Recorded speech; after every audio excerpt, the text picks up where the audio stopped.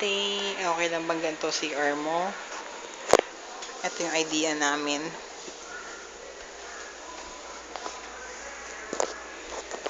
Yan yung magiging pinto mo sa CR tsaka sa kwarto. Sliding siya. Tapos ito yung CR mo. Pagpasok mo, ito yung basin. Yan. Ito sa June. Ito yung magiging sink mo. Pwede ba ganito na rin na CR ko, te? Ito yung sliding ng ano mo. Ng CR. Sorry. Ito yung iyong shower. Ouch. Ito yung flooring. Ito yung magiging pintana if ever, kung kaya ng budget mo. Ayan, maghiwalay yung CR, yung shower area, tsaka yung commode. Ganito din. Ay, wait lang. Papasok ako. Makiki-CR po. Ayan, pwedeng lagyan ng exhaust dyan, if ever. Ayan, yung magiging CR. Ayan.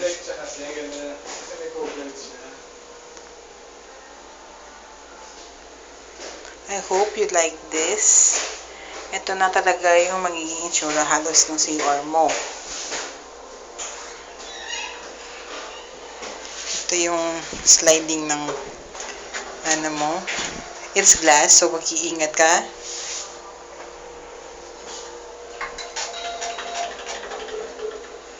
Ayan. Kakayanin ba budget ng ate ko pag ganito CR niya? Oo. Nasa mo to? Nasa 300,000. Oh. Wow. Ang ganda siya, oh. Oo.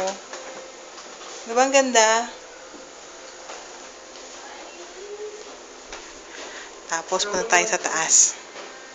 Punta kami sa taas, ah. Ito yung pwedeng maging idea papunta doon sa ano, doon sa salas.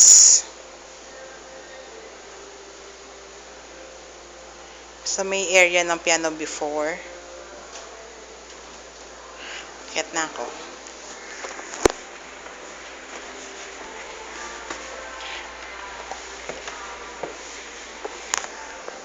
Tapos, te, ito yung kwarto.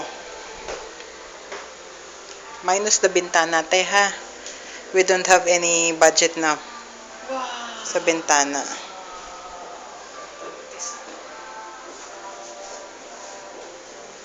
Ouch. Cabinet. Yung sliding, June, yun yung gusto ng ate kong cabinet, yung mga sliding.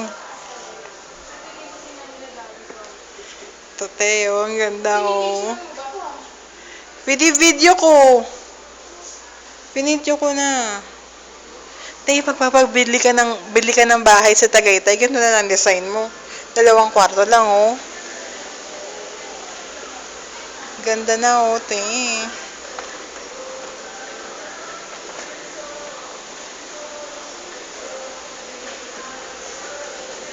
Ting ganda, oh. Bahay Tagaytay. Pag-ipunan nyo na to, bahay sa Tagaytay, te.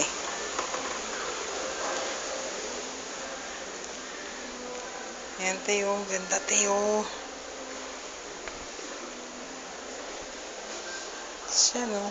Uy, oh, hi! Ay, oh, maganda idea ito sa hagdan namin. Pero hindi na sementohan. Eh, kung kakayanin ng budget.